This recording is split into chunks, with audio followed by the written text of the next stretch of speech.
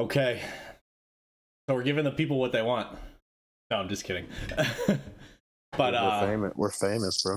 no, this will be fun, and it'll be easy because we both podcasted. Like, I think I ran like 80 episodes or maybe a little more on my old podcast, and then you had one for a little bit. Yeah, it was short-lived. So I'm going to tell you what I want to do with this podcast, and then you can tell me what you think about that. Yeah, okay? We've kind of talked about it a little bit. Yeah. So what I want it to be is like mostly about training. Yeah. If we go on tangents, which will happen, it's like, whatever. But I want to keep it more about training. Obviously, the name's going to be Meathead Mindset, so it's going to be like, it's not all going to be about mindset specifically, but obviously we get into that a lot, like just talking about training. But I'm talking about like training, nutrition. I want to talk to like some people like Mike Burrow and stuff that train in crews and like how they just create that culture and environment, you know what I mean? Yeah. And I'm trying to not talk about like a lot of drama with powerlifting or whatever, you know what I mean? Yeah, not a fan. Yeah. Not a fan. Just like, we could talk about maybe like stuff with the sport and like federations and stuff. But I don't want to talk about like drama between like fucking whoever. So yeah, I don't care enough to talk about it. Is that kind of what you were thinking too for the podcast? Yeah. We've talked about it a little bit. I'm down. I like that idea. Sick, man. Keep it simple and keep it fun and keep it about what got you into the sport rather than why you're still in it. Yeah. This is I think it will be like a good weird combo too for hosts. Yeah, we're definitely very different. Yeah. So I actually put up, I don't want to get into them right away, but I did put up a post. Oh yeah, the questions. I got some good questions, man. Yeah. Dude, it's so funny when I told my wife we were doing a podcast, she was like, "All right, you and Stan, a little different, okay?" Yeah. Dude, because when I first knew about who you were on the internet and shit like that, I fucking wanted to just kill you. I couldn't stand the way you dressed. I couldn't stand, like, you would get these fucking like 5-pound PRs that would look like you had a 60-pound PR in you, and then you would just be like, "All right, I'm good." Yeah. It would bug the shit out of me, dude, and I would get so mad. Yeah, well, we have two different approaches to training. Like, I'm more of like a conservative, like, live to lift another day, don't beat yourself up. I'm always thinking like 4 weeks ahead of my training. Oh yeah. And you just kind of go ape shit every session, yeah? Yeah, I'm like an hour before, now I'm thinking about training, and then I'm just like, how mad do I need to get to do this? And I end up just like losing my fucking mind. Yeah. Sandbag quite a bit. Yeah, dude, I used to talk so much shit about you. Be like, "This sandbag motherfucker's so strong, and he doesn't want to fucking do this." but I mean, I've seen you turn it on a couple of times, and you're very you have the control aspect I wish I had, because I can't get too far out there because I can't come back, and then I end up fucking the lift. I do enjoy getting super intense as much as the next person. Yeah. I definitely save it. It's sparing. Use it sparingly for sure. Dude, you know how to flip that switch on and off, and it's weird. I've talked about this before. Somebody, I can't remember who. I always try to think back to where I remember I used to see people that I would lift with do that, and I would try to do it, but I'd really just be faking it. You know what I mean? That forced anger. And I don't know like when it became that I got good at actually like. Now it's to the point, and I'm sure it's the same for you, where like you literally can get your adrenaline kicking in hard, like, and it doesn't take much. I almost cry. But I don't know. Yeah, I have before, but I don't know like when all of a sudden I switched from like kind of faking it, trying to get hyped up. It's not that I was like faking like maybe that's not the right way to put it. No, I know. I know. When you go from trying to get it out of yourself by like kind of like acting rowdy to actually getting it out of yourself, and sometimes not even like no scene made at all. You just flip that switch. But I don't know like when, because it's like a skill you kind of have to hone unless you're like just a crazy person. But yeah, so like you're not very externally aggressive, even if you're lifting. I can see it in your face when you flip the switch because you're joking and making stupid jokes like until you touch the bar. Yeah. Like while you're getting wrapped or getting your suit set, you're a little bit more serious, a little bit like zoned in. But like if somebody cracks a joke, you'll still turn and laugh. Like, dude, I'm such a fucking like prima donna fucking dick that if you have my training partner Matt, who's actually been my training partner for like 6 years. Pretty much. Like, dude, if I'm in the middle of like a big squat session, I could be on 4 plates, and if he comes up, I'll get the fuck away from me. like I just, dude, I've always felt like I had to be in that space to get done what I need to get done. Because I mean, I'm scared. Like any powerlifter who says they're not scared to get underweight, like, cool, man, you look like a badass. That's fine. Yeah. But like, I'm scared, and me being scared is what gets me fucking riled up, ready to go. Like that fear of like I could blow my knee off. Because like I don't think about fear as like getting hurt in the aspect of getting injured. If I get hurt, I'm the only income in my household. So now my kids and my wife no longer have money coming in. Yeah. So for me to do this sport, I get scared and I get fucking nuts because I'm like, if you're gonna do this, motherfucker, you better fucking get it. Yeah, that's interesting. I've never thought about that. I think it's probably fear for everybody, like as far as the brain chemistry goes. But I haven't recognized it as that. But I also, now that you're bringing up, I don't know exactly what I'm feeling before a big lift. Yeah, because I know Bree's like scared of failure. That's her thing. Yeah. She's scared of like actually not doing it.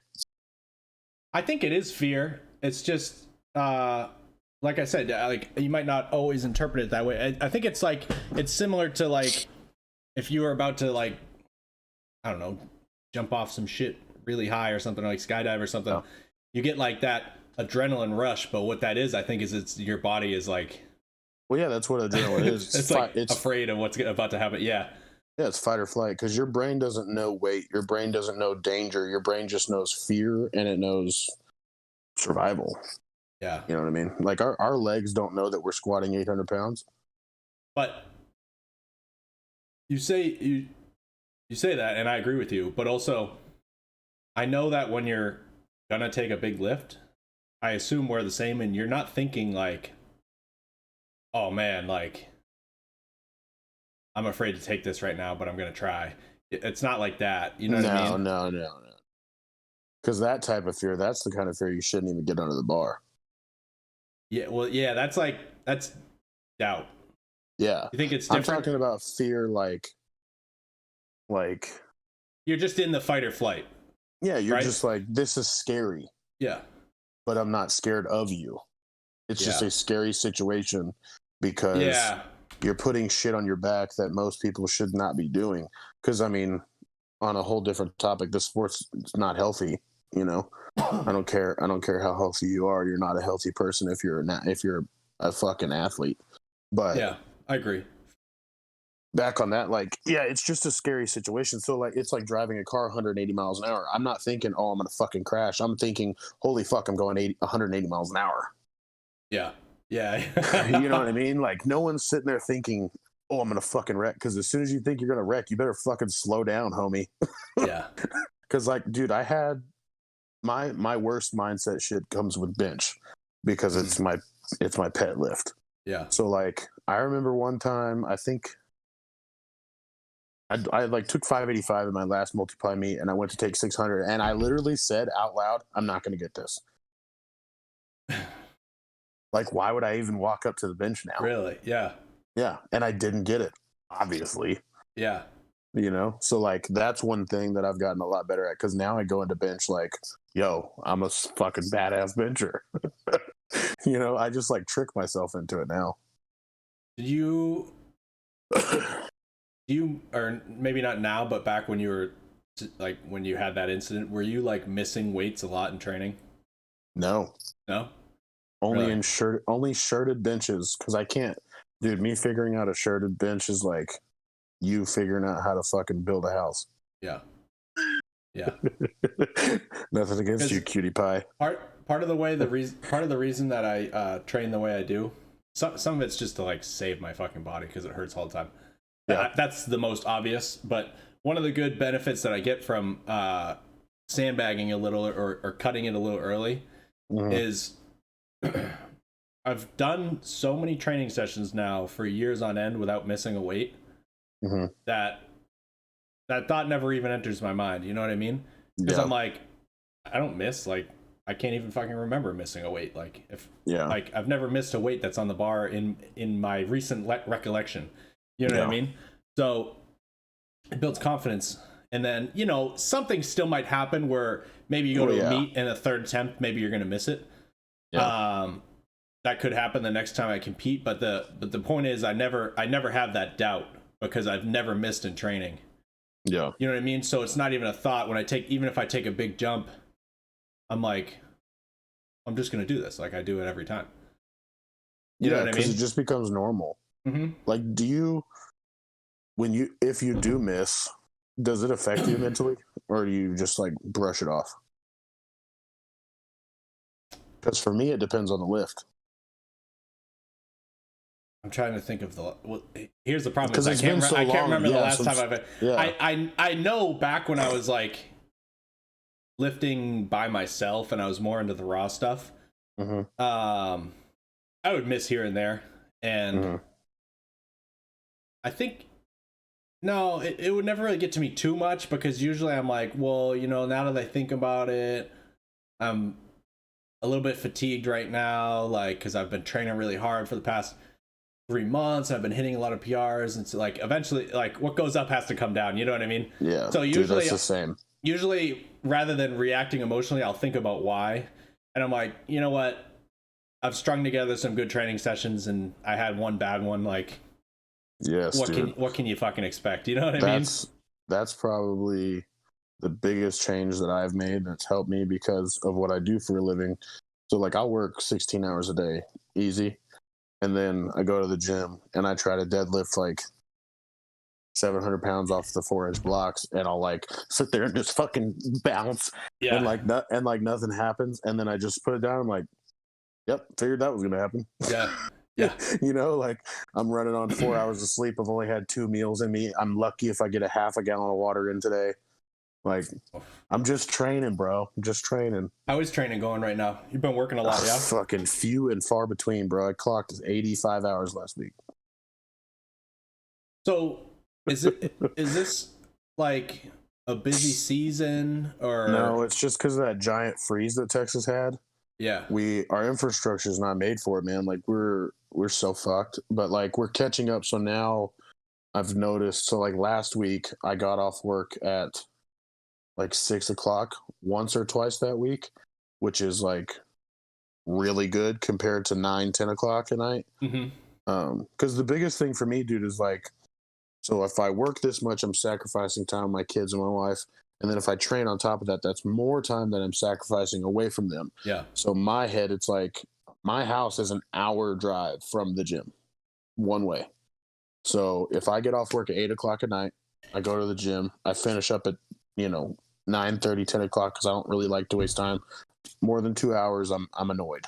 Yeah. And that's an hour drive home. So that's 11 o'clock at night. My daughter's asleep. My son's asleep. My wife's asleep.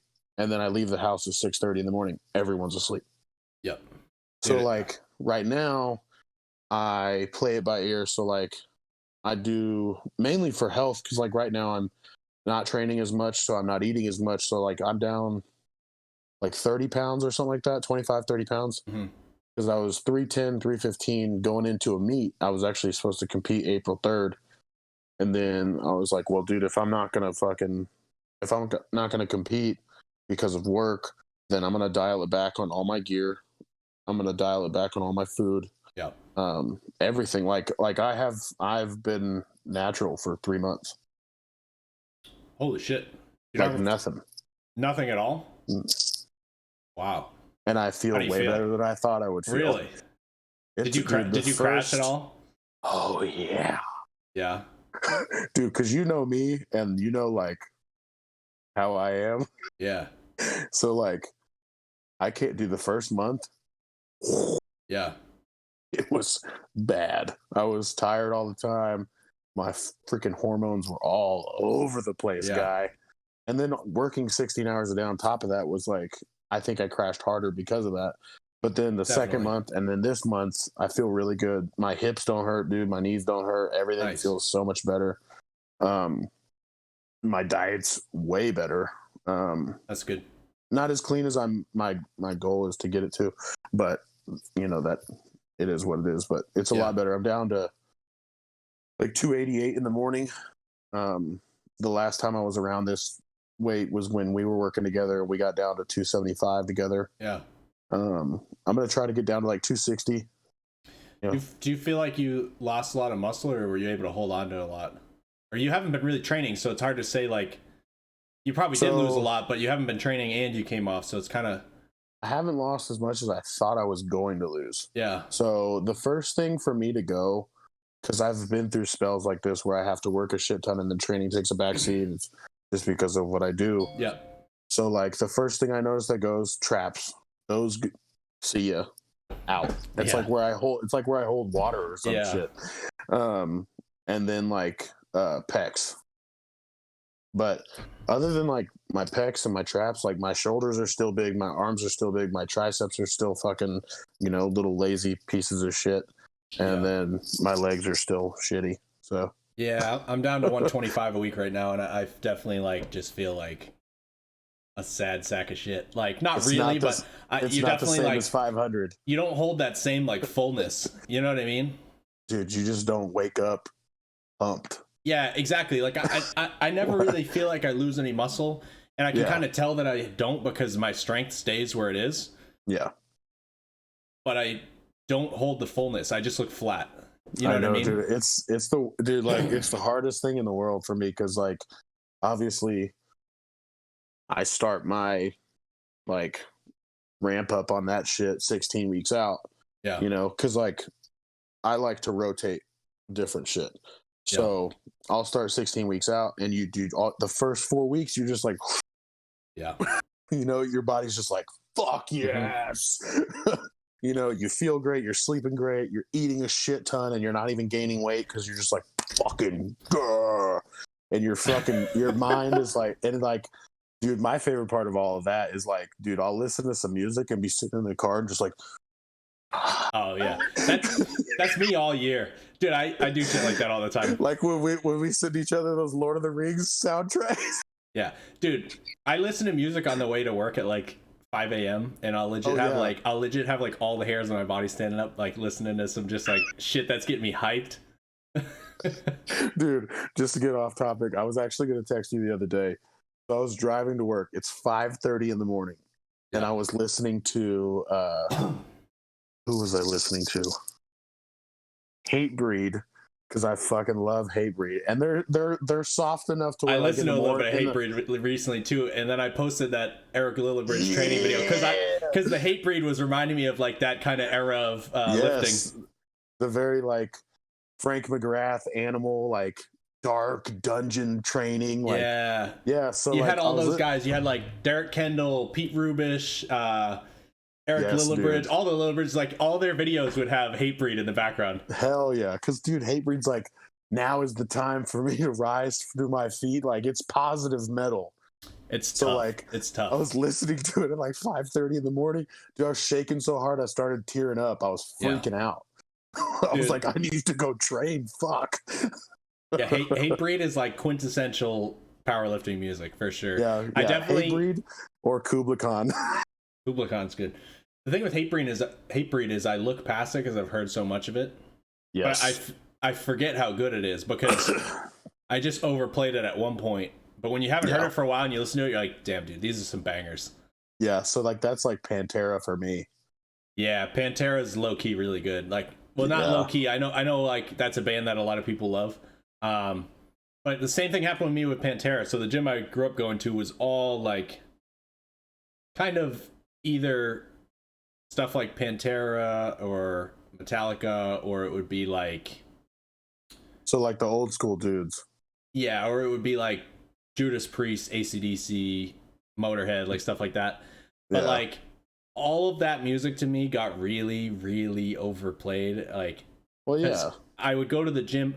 That was when I was young. I was going to the gym like literally like 7 fucking days a week, and it would be the same music every time, and all these old dudes like having like a boner for it, and so I got sick of it just out of like, dude, fuck these guys. You know what I mean? But most of that shit's pretty good. The only like band that I really just never could get into is AC/DC. Like, that shit, it's just corny to me. Yeah, my dad's probably fucking on his way to come beat my ass, but yeah, not a fan. I don't like that style of vocals, like the high pitched like singer, like kind of. Yeah, like I'm obsessed with Def Leppard, but AC/DC is not my thing. I feel like every white Def trash Leppard's kid, kind of tough. Dude, every white trash kid from my town, like if you don't like Def Leppard, like listen here, man, we're gonna fuck you up. Dude, it's just fucking. But like, dude, I'll never understand. And this isn't talking shit, but I'll never understand the people that can get hyped up, like, to train and be silent, no music playing at all. Like that just like not even hyped up. That just doesn't seem fun, dude. Like, how are you not gonna have some jams in the background? Like, at least Della Fave's got like fucking Christina Aguilera in the background, like some gay shit, but like it's still fucking music, man. I've trained in a gym with a group of USAPL lifters that got on a kick with that, and it was so annoying because they started watching like these Russian lifters that would train to no music in silence, and they're like, oh, that's the way to do it. And it sucked, dude, because whenever they were there, I would get there and they'd all be training together. I'd be training by myself and there wouldn't be music on. And kind of the rule at the gym was like, you know, whoever was there first gets to decide like what. So I would come in and just be like, oh, fuck, these guys are here. So it's just gonna be quiet in here. Like, so, dude, that's so fuck whack. Fuck that, dude. Like, I get loud as fuck with my training partners. We're aggressive and we're mean and we're fucking mean to each other. And I feel like some people have this addiction to training being like as not fun as possible. Yeah, dude, like what the fuck is that about, man? Like if you treat it like it's a job, like if you go to work after work, bro, that sucks. I feel like if your training program's like just squat, bench, and deadlift with a straight bar every time, like it's fine. It's cool if that works, and I'm not saying it's not going to work, but like, bro, there's more to life than that. Like that shit is so boring, dude. I don't care. I don't care if people get results from it or not. Like, bro, you can have more fun than that and get better. Like, Jesus. Like, dude, like there's this kid who trains at the gym that I train at. He's strong as fuck. I think he's got the all-time total deadlift and squat. He might have the bench too. Yeah. For juniors in the USAPL. He's Natty. He's a big ass fucking kid. Squatted like 903 in sleeves, pulled 881 at 22. Damn. Like, holy big fuck. Boy. He only squat, bench, and deadlifts. Yeah. And I told him, so it's like, working, but like, yeah, because he's very like, I'm aware of where I stand in the strength standings, kid. Yeah. So he's like, yeah. So I was talking to him one time, and I was like, dude, why don't you throw some bands in? Like, have some fun, man. Dude, or just like go do a set of squat. Go do a set of like bicep curls, bro. Like, have some fun. Yeah. I mean, he probably does accessories and shit like that I don't know of, so I don't want to assume his shit. But like, I remember talking to him, and I was like, dude, you could squat 1,200 pounds. I'm still gonna tell you to have fun. Yeah. Like I don't care. Like, dude, you get so many people get wrapped up into this shit like it's a career or like, dude, unless it's paying your bills, have fun, dude. Yeah. like it's different if it's paying your bills, then yeah, you have to treat it like a job because it's your job. Yeah. But if it's not, dude, have fun. Yeah. If you want to grab 10 chains on each side, do curls till your arms blow off, fucking sick, dude. Mm-hmm. Do you want to answer some questions? Yeah, let's get into it. We have a decent amount. I want to try to keep this under an hour, so hopefully we can answer all these. Not Let's make it do too it. long. I don't know how big these like video files are going to be on my computer. Yeah. So This is going to be a lot of trial and error for the first couple weeks. yeah. All right. We'll start with the first question. Would you ever compete Raw again? That's funny I'm because going to. Yeah, you had a meet picked out, but now I assume you're doing a different one, right? Yeah, so I've been playing with the idea of doing the November meet with you at Sylphie's, because I'm sure it's going to be a multiply meet for you that I'd like to be at. Yes. And fuck it, dude, I'm not putting any weight into this Raw thing. I literally just want to have fun. I guess we should mention, I'm going to assume that everyone that's going to listen to us already knows this, but you never know. We're both multiply lifters. Yeah. We have both lifted Raw, as most people do when they start lifting weights. Yeah. I've never competed Raw though. I competed Raw in 3 meets. It's been a while though. Yeah. I would compete Raw again though. I mean, to be honest, I think that I would be able to easier, be a little closer to competitive in Raw lifting if I could. The only barrier for me to be pretty decent Raw lifter would be to put a lot of poundage on my Raw bench. Like if I could put like 80 pounds on my Raw bench, I know that's a lot, but my numbers would be pretty good. I was always very comfortable Raw squatting, and I was always pretty good, and I actually still find Raw squatting more natural and feels better than equipped squatting. Obviously I'm not saying I could lift more Raw, but it feels good to squat Raw is what I'm saying. Well, dude, you're in the most competitive weight class in both divisions. I know. 220, 242, like, dude, multiply Raw with wraps, Raw with sleeves, like, dude, those y'all fuckers at 220 and 242 are fucking nuts, dude. Yeah, for Raw I would have to be able to bench over 5. You have to. And right now my Raw bench is only around 425, so I need like I said, like 80 pounds at least to be a decent bench. And then I think I could get my deadlift good, because my deadlift is pretty good, and it's fine when I pull Raw variations. And my squat was always my best lift, even when I was a Raw lifter, so it would just be about the bench. But I do have goals that I want to finish up with multiply, but as soon as I'm done, I'm going to try to get rid of my gear to resist the temptation to keep going. And then I might dabble a little with some Raw lifting, just because it's like a little less of a commitment. Dude, it's so much easier, dude. Like walking to the gym, all you need is knee wraps. Yeah, and for me, lifting Raw is, I feel, a lower risk of injury, because my main issue that I have with my body is my fucking spine, and there's going to be less weight sitting on my back for Raw lifting than there would be for multiply. You know what I mean? It's just less compression, because I wouldn't be lifting as much weight.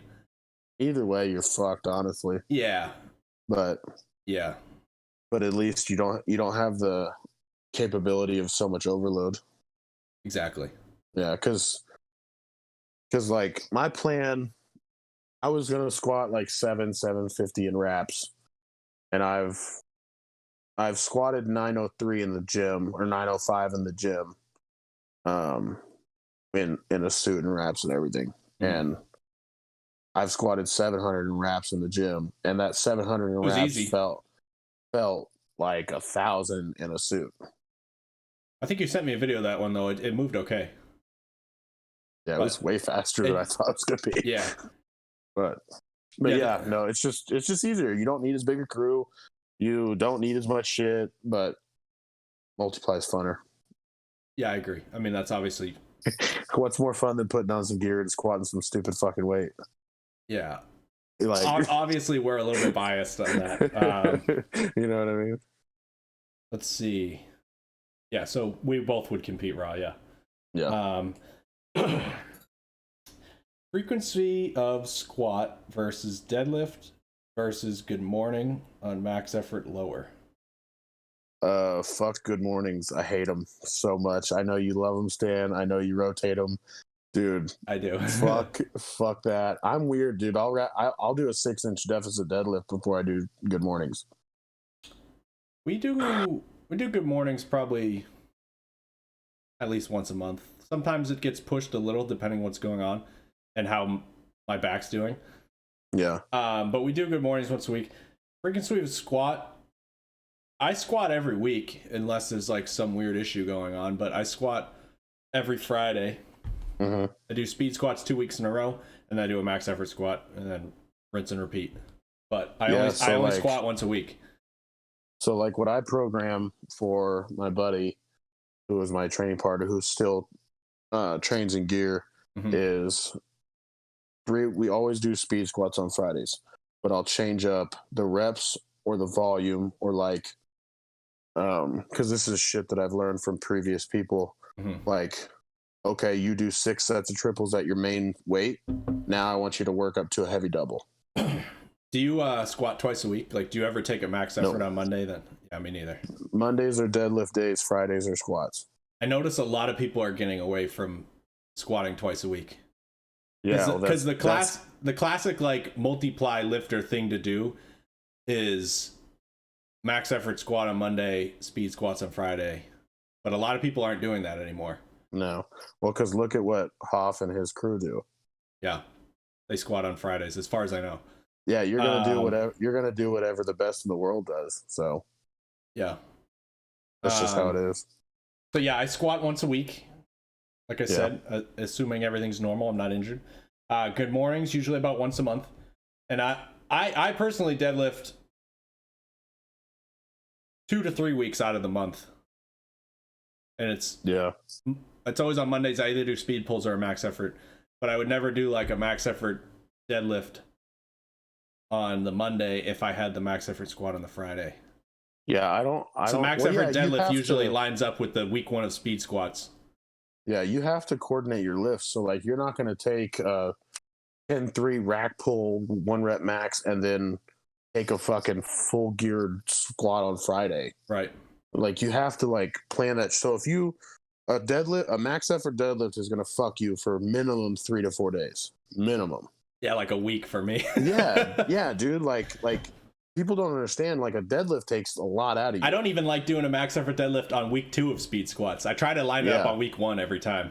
Yeah. But like, I don't want to ever prescribe max effort good morning movements. I think, to me, I don't see the benefit in it, because you could do it for such higher reps and such higher volume and pump up the muscle without putting so much stress on your spine. Yeah, I go between like 3 and 20 reps on good mornings, but I have gone as low as like a 3 rep max. And that shit's pretty gnarly. When I was at Westside, Louis would have us do 1 rep max. Yeah. You know what I mean? Like, I just don't agree with it. I'm not saying it's wrong and it's not going to work for people, but in my opinion, my favorite thing in the world is camber bar good mornings, beltless sets of 20 to 30 reps. Yeah, the high rep good mornings are I think it works good. Good mornings are going to fucking show you how tough you are. Yeah. Because, like, they're hard. Yeah. Like, I'll be the first to say, I'm a fucking bitch when it comes to good mornings, bro. I'll be like, I'm out. Yeah.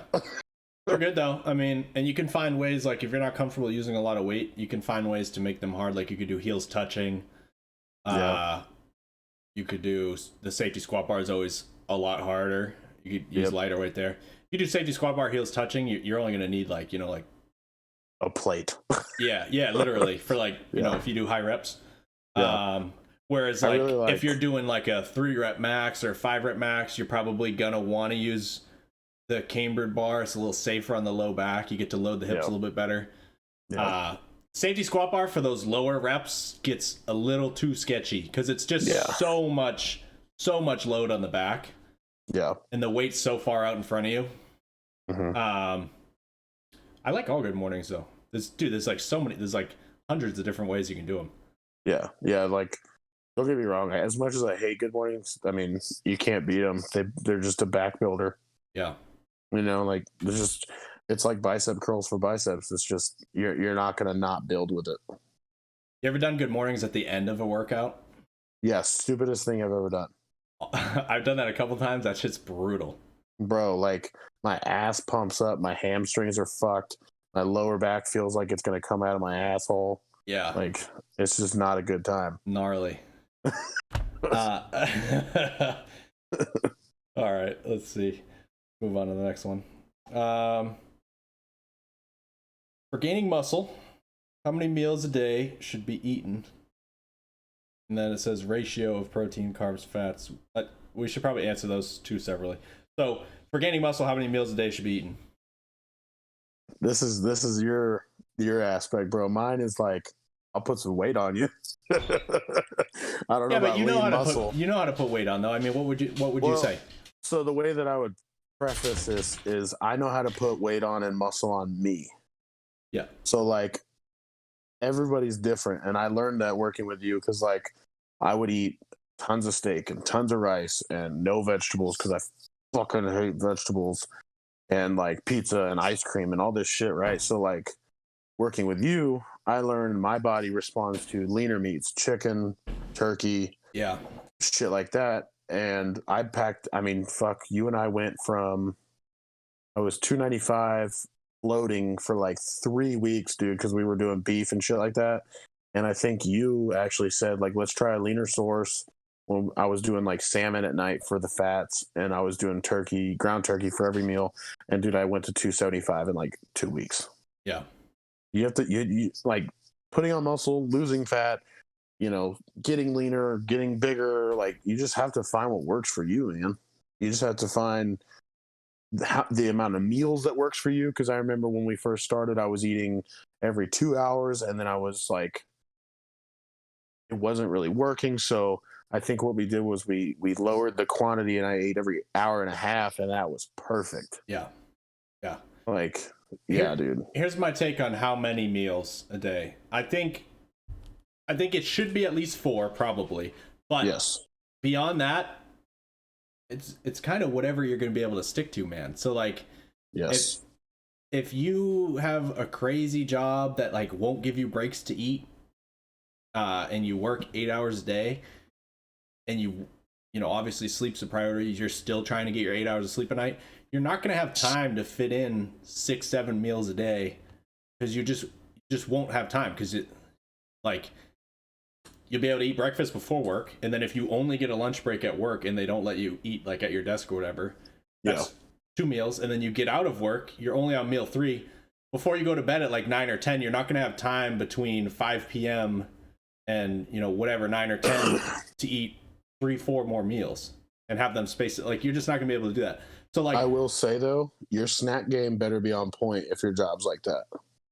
Like you better plan your snacks accordingly. Yeah, I mean, like if it were me, I would try to find a way to sneak shit in. I've had people Snickers tell me like, bars. dude, at work I just can't, and I don't know like how strict it is because I've never been at a job where like you just can't eat. You know what I mean? But like, I don't know, maybe they work right next to their fucking boss in a cubicle and they can't, like who the fuck knows? Yeah. But anyways, eat an amount of meals that you can stick to per day. And the reason I'm saying that is because if you're trying to put on size, you don't want to just willy-nilly eat random shit. What I think you should do is try to eat for at least most of your meals the same shit every day. That way you can titrate up the amounts if you're not gaining weight until you start gaining weight. And then you have a very simple formula for, okay, when I eat this amount, I gain weight. When you stop gaining weight, you add more. Yep. Dude, because then your body expects what it's going to get. Yeah. Because like that mindset of like, you need all this extra shit to gain weight. Think about it, dude. If your body's used to the nutrients you're giving it, and then you give more of it, it's going to be like, fuck yeah. So like, okay, go to your car. You've been putting the same type of gas in it for years. Go put diesel in it. See how your car runs. Mm-hmm. You know what I mean? I understand that it's like 2 different things, but like, just listen to the analogy. It has the same sort of meaning. If you want to say food is your fuel, it's like, okay, then treat it like fuel. Yeah. That doesn't mean you can't live your life, dude. Like, yeah, have a pizza, have a burger, whatever you want to do, because there's more to life than just dieting. But don't expect shit to really change unless you're willing to really change yourself. Yeah, and like if you're trying to gain weight, it's okay to add something like fucking like go out and get like a fucking steak and cheese sub or whatever you want. But like, yeah. Point being, like, you should be eating the same shit every day that you can adjust. If you add extra on top of it, if you're trying to gain weight anyway, you don't care about gaining a little extra fat, then that's fine. You can add whatever you want on top of it. But you shouldn't like go out to Pizza Hut one day for lunch, and then the next day you go to Subway, and then the next day you go to McDonald's, because like you're not gonna know what the fuck is working, what's the right amount that's making you gain weight. Your weight's gonna go like this. Yeah, you don't know what's hindering you. You don't know what's helping you. Yeah, like it's just turns into a shit show. You can't just hit the randomizer every day and try to eat a lot. Yeah, like we learned, you know, with me, I have to watch carbs. For it to work for me. So like, if I'm eating fucking pizza every day, losing weight. Yeah, dude, because like my body is super carb sensitive. Yeah. So, but yeah, ratio of protein, carbs, fats. This just really kind of depends, man. This is something you got to play with. I think for protein, I mean, for me, what I try to get everybody at is 1 gram of protein per pound of goal body weight. Yeah. So like, if you're 220, you're trying to be 240. I'd have you eat 240 grams of protein a day. Yeah. If you're trying to lose a bunch of weight, maybe it's not a priority to eat. You know, if you're 220, you're trying to get to 210. I'd probably still have you eat closer to 220, because for losing weight, the extra protein helps. It just takes a lot for your body to break it down. But like, you could get away with eating like the 210, whatever your goal body weight is. Yeah. But the carbs and fats are just like, you got to play with them, man. And again, like, you titrate them up or down depending what your goal is, but you got to start somewhere. So start wherever and then adjust. Like, it's not a process. You can't just fucking hand somebody macros. You have to give them something to start with. Yeah. But then they need to track every day. They need to eat the same stuff, whether that's tracking it in an app, which I'm not really typically a fan of, or just eat the same amount of the same stuff every day, and then you don't have to type it into it. Yeah, like if you eat 2 cups of rice with meal 2 every day, you don't have to put that in some app to track it. Yeah, because it's the same thing every day, and you can change it. Yeah, that's what I like. What I tell people is like, you have to give it a chance too. Like, you're not going to find out what works in a week. Yeah, like, I don't understand these people. Like, and I should say I was that guy, especially with you. Like, I remember my first complaint was, I don't understand how that's going to be enough food. And then I couldn't get through the full first day. And then I was like, I don't understand these carbs amounts not working after like 3 days. Yeah. Like, that's just the learning curve of it, dude. Diets suck because you have to give your body, like, I'd say 3 to 4 weeks minimum before you can say this isn't working for me. Yeah. And then you make small adjustments. You don't just throw the whole plan out the window. Yeah, dude. Like, people can waste 10 years at a job they fucking hate, but they can't use 4 weeks on a diet. That's a good point. No, it's kind of like, I like the job thing. It's kind of like if you kept switching careers constantly, you're never going to progress. Yeah. You're never going to progress in any of them. You need to give things time to kind of get the ball rolling. Let it curate. Yeah. I like that. All right. How do you schedule your max days in a shirt or suit where you both have physical jobs? Dalton definitely has a more physical job than me, but I definitely do like spend a lot of time standing and moving plates around for my clients. Yeah. So how do I schedule it? I think we kind of went over my schedule for max efforts. I do 1 max effort squat every 3 weeks. Mm-hmm. I do 1 max effort deadlift a month. I do a max effort bench 4 times a month. But I simply, like, if my body's feeling beat up or destroyed, I miss the max effort. Like, it is what it is. I mean, you know, I can shift things a little sometimes, but I train with a crew. If I need to miss the max effort because I'm beat up, I'm not going to make all 8 of the other of them skip it so that I can move it to the next week. You know what I mean? Yeah. So I'm the same way in the sense of, like, I'm assuming they're talking about bench and squat, not deadlift, because if you can't throw a deadlift suit on and do a max effort a week after, or the day after, like 2 days after a big bench, then you got a different problem, because a full geared deadlift is not going to take it the same out of you as a full gear squat. So the way that I'll plan on a full geared squat is I'll ramp up. So like the first week, speed squats with your starting of the wave weights. And then the second week, I'll do the second week of the wave weights, but I'll do 3 sets less. Mm-hmm. So I'll shorten up the volume. And then the next week, I'll do full gear squat. So essentially the same as what you're doing, just I play with the volume a little bit. And then like you also got to look at the other days too. So like the week of that Friday being a full gear squat, Monday, just accessories. Mm-hmm. Just accessories, no compound movements, no barbells. And then Wednesday, I'll probably do speed bench I'll either do straight weight or chains for 9 triples, or I'll do like 5 sets of 5. Do you ever with little upper back accessories? So do you ever get out of work and have to train and feel like you're like beat to shit from work? I feel like I'm beat to shit every day, dude.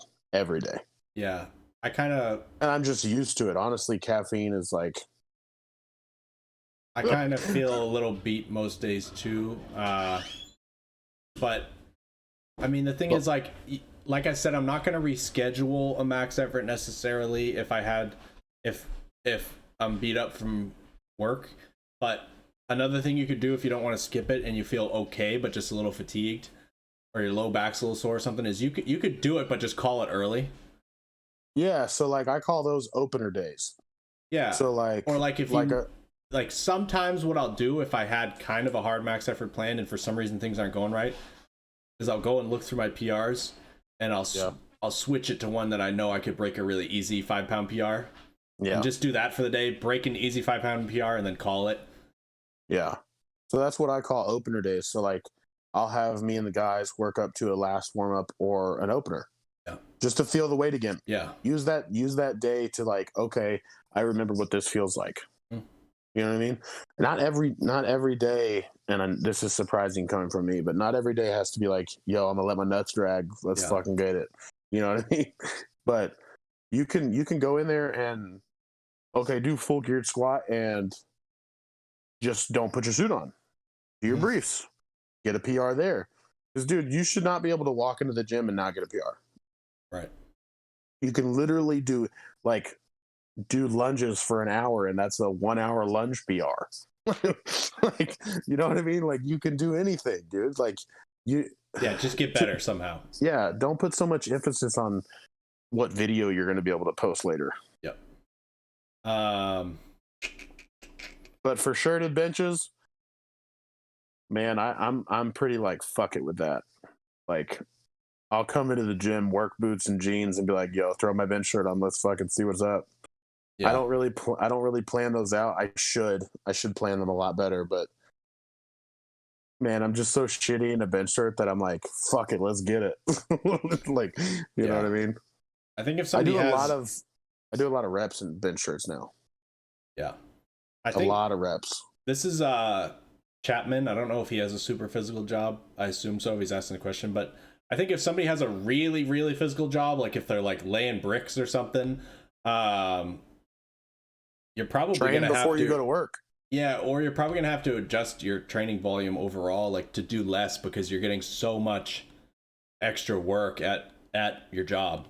That's not really. My job is physical where I'll get sore, but it's not to the point where I leave and I'm like, I can't train today. Yeah. You know what I mean? Yeah, I've never run into that. Even for how physical my job is, like, I mean, it happens, but it's not all the time where you're like, dude, I literally can't put a fucking bar on my back right now. Yeah. And if you do feel that way, maybe you should just take the day off. Yeah, dude. Like, if I feel even remotely close to that, I'm like, dude, I'm not going to the gym. Yeah. Or I'll go in and I'll do like rehab shit to get shit moving around. But dude, like, if your job is that crazy, train in the morning. Wake your fucking ass up at 4:00 in the morning and go train. Mm-hmm. Train when your body is as recovered as possible. Yeah, you could. You know, if you want to fucking do this shit, then be about it and wake up early and train. Yep. You know? But if you value your sleep more than that, that's fine. Just be okay with training achy. Right. You know what I mean? Like, yeah, it's just like at a certain point you can't change your job, and if you still want to lift, then you gotta just yeah. okay. Why lift heavy weights as a hobby versus other less dangerous ones? Because I'm trying not to go back to prison. I think for a lot of people, including myself, it's not like when I didn't start lifting weights to like, oh, I'm gonna get in this intense, crazy, high risk thing. It's kind of like a slow creep. Like you realize more and more, like, oh, I could do a little bit more than this. I could do a little bit more. And then you discover powerlifting maybe, and then you're like, okay, I'm gonna push this. Yeah, you never just like. It's like I have not met a single powerlifter, I guess, other than Dave Hoff, where you just jump in with both feet. Like right, like I fell in love with lifting weights before I fell in love with lifting heavy as a hobby.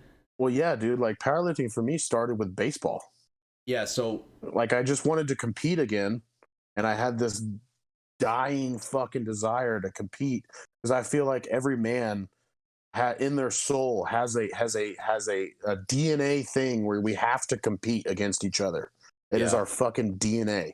So I was just like, fuck, I need to find something to compete in. I'll do some beer league softball, or maybe I could join a men's league baseball team, blah, blah, blah. But I have no rotator cuff in my arms. I can't even throw a ball 5 fucking feet. And then I was going to the gym to just get healthy and lose some weight, you know, the normal shit.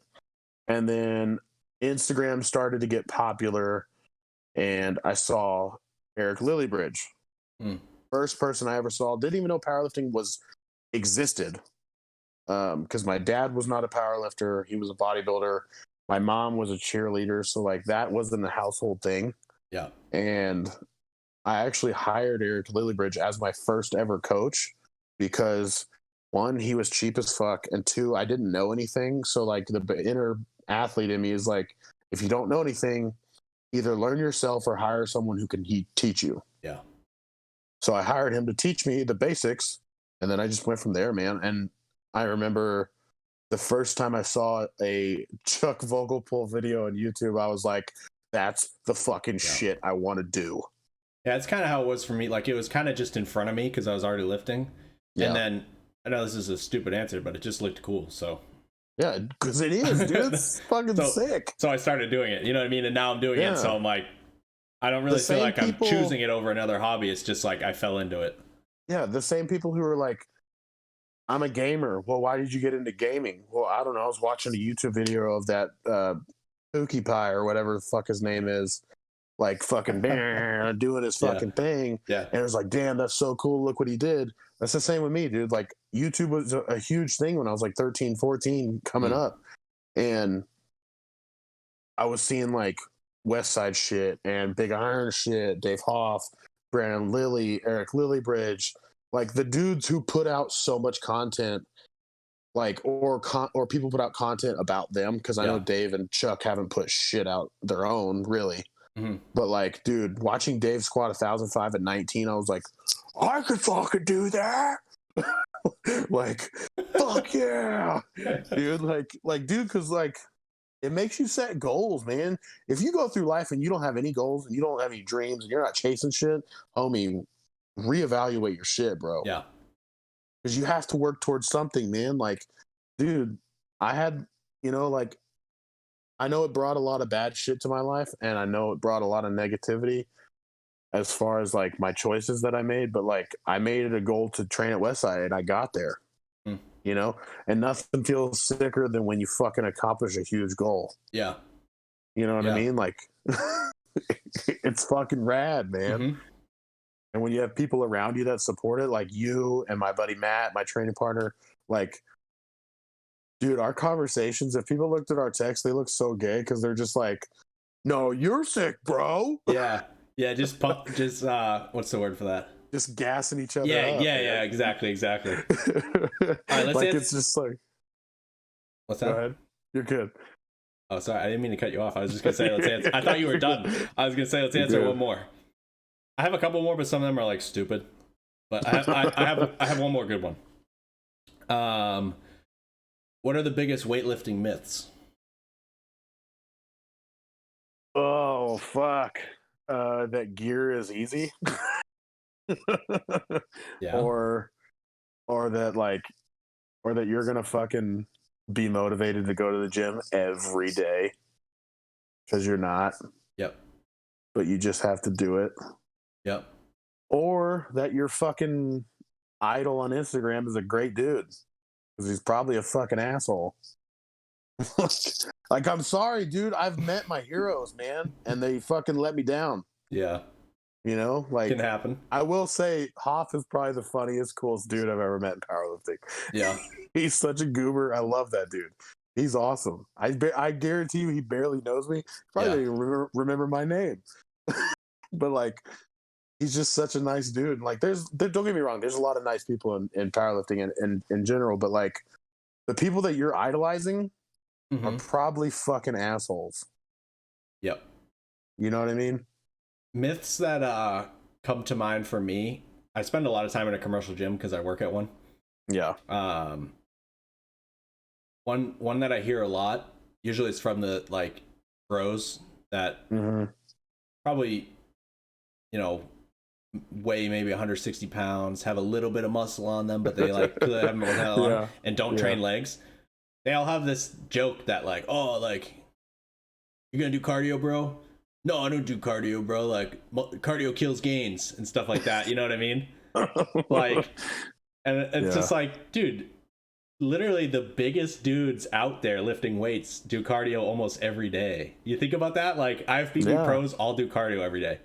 Yeah. But there's this big thing that like novices always hear, like, and I have my training clients ask too, the ones that are trying to gain muscle, they're like, if I do too much cardio, is that gonna make it so that I can't gain muscle? And I'm like, no, dude. Well, first of all, it's like, what's too much cardio? What are you gonna go run a fucking marathon? You know what I mean? Or like, are you just talking about going and doing 20 minutes on the fucking elliptical? Like, yeah, dude. Like, yeah, dude. Like, what do you mean, dude? I don't know. And that's like, it's got to be like everywhere, because you know, obviously these people that are just getting into lifting are probably doing what we did when we first got into it, and they're probably reading all tons of stuff. So I'm like, where is this information coming from? Well, that's like people that say, oh, dude, if I train too much, I'm going to overtrain. You're not doing enough to overtrain. Yes. I promise you're not doing enough to overtrain. On that same note, I hear this from mostly females, but some males too, where they'll be like, oh, I don't want to put on too much muscle. And I'm like, you're only going to put on what you want, like, dude, I mean, first of all, it's you really don't, it doesn't come on that fast by surprise. Yeah. Or like accidentally. And you don't just pick up weights and put on size. You know what I mean? Like, it depends what you're eating. It depends how much you're training. It depends, like, whether you're natural or not. Like, yeah, there's all this stuff that goes around in the more general population culture. That's like, there's just so many like total or like people will be like, oh, I'll be like, oh, have like some steak and rice or something. And they'll be like, oh, isn't steak bad for you? And I'm like, like, you're asking me about if steak's bad for me, and you just told me you had Chinese food last night? Like, yeah, right. You just ate dog, bro. Like, what? You know what I mean? Like, oh, I thought that clogs your arteries. I'm like, really? Just steak, but you'll eat out Chinese food. Yeah, or pizza, or hamburgers, or fucking. Like, what are you talking about? Yeah, yeah. Like, you just had a burger that they call the heart attack. Yeah. I'm trying to think if I can think of any more myths off the top of my head before we wrap up. Squats will make your knees, are bad for your knees. Yeah. Yeah. Yeah, if you're descending at 60 miles an hour, you're gonna blow your fucking knees off. Just learn how to lift. Biggest weightlifting myths. Just learn how to lift. Or that you need to start drugs immediately. Don't need to do that, man. Or that you need to take a shit ton. You don't need to do that. Or that everybody's on them. Yeah, or that everybody's on them. There's all kinds of... We could go on all day, think about little ones, but... I think, to me, the biggest weightlifting myths are that you should care about what anyone else is doing. Yeah. Like, I know. Like, who cares who's on drugs, how much drugs they're on? Who cares if they fucking wear knee wraps? Who cares if they wear a suit? unless it is your dick in those briefs, shut up. Who cares, dude? You in bed right now? Yeah, bro. Duh. I'm in my underwear and I'm talking to you, and it's hot. Nice. All right. Let's wrap this one up because it's been an hour, and I don't know. I need to get like an external hard drive to store all these on because I hope they don't fill up my computer. But yeah, that's gonna be a fun time. This was fun. That hour went by really quick. Yeah. Fuck yeah, dude. I'm gonna try to get questions every time. Can't always rely on people to respond to the Instagram story thing, but hopefully, if you guys listen this time, please ask questions. Next time I put up a poll, we will answer all of them, unless they're like not a question. Like I got one today that was like, full body workouts are good. And it wasn't like, you know what I mean? Like, I'm like, what do you want me to get? Like, fucking, what's up, dude? Like, yeah, they're fine. Yeah. So send an actual question and we will answer it, even if it's kind of stupid, as long as it's a question. And the last thing, we're supposed to tell them to like and subscribe and share it. Yeah, we're YouTubers now, bitch. we're gonna be having guests on. We'll probably have a guest on the next one. I'll try 2024 Stan versus Dalton, just like Askren and Paul. Come to the fight. What's up, bitch? Oh my god. You see that he got. Dude. It's kind of weird what happened. He definitely got dropped. Askren did, but he stood back up and he seemed kind of fine. I don't know if you saw the video. I don't know about you, but if I'm Askren and I get knocked down, I'm gonna tell the ref, "Yo, stop the fight. I just made $500,000. I'm ready." Well, yeah. I mean, like I'm done, bro. I just made money. Yeah. Like, fuck this. No, he stood back up though, and then the ref just was kind of like standing there, like, "Are you good?" And he's like, "Yeah, I'm good." And then he goes, "No, he's not good," and stops the fight. It was just kind of. I think he would have got knocked out anyway because he definitely fucking got lit up by that. Dude, did you see his body? Yeah, he dropped. Bro, not that. His appearance, dude. He looked like he just got off of a fucking pizza eating tournament tour. Yeah. Well, it's been a while. I can't exactly recall, but I don't remember him necessarily looking that much better than that, even when he was doing pretty good in the UFC. Yeah. Dude, he's my favorite person when it comes to mindset. He just got knocked out by a YouTuber and he was walking out laughing. Yeah, he doesn't seem to really care. He's so unbothered by shit. Like $500,000 though. Yes, dude. He made more in that one fight than he made, I believe, in all of his UFC fights together. I didn't pay to watch it. I just saw the highlights on Instagram. Was it just that punch happened? Was that like in the first few seconds, or it was in the first round? First round. How long are rounds in boxing? Like, were they going at it for a little bit? I think they're 2-minute rounds. Oh, okay. So he got dropped. He got dropped pretty quick. He made $500,000. Like, if you tell me, "Hey, man, you're gonna fight this YouTuber, and we're gonna pay you $500,000, and he's gonna hit you in the first round, and you're gonna drop," I'm be like, "All right, then I'm out after that." What I'm getting at is, did he even get punched more than once? Was it just one punch? No, he got punched more than once. Yeah. Oh, he did. Yeah. Okay. Yeah, I saw the highlight video on the internets. I'm glad I didn't watch it. I thought about it. I heard the whole event sucked. Yeah, I don't. Like, they did like a little bit of a concert and stuff beforehand and shit like that. I don't know. I had no interest in paying my money for that. Yeah. Anyways, we're not talking about lifting anymore. Let's wrap this one up. All right, YouTubers, bro.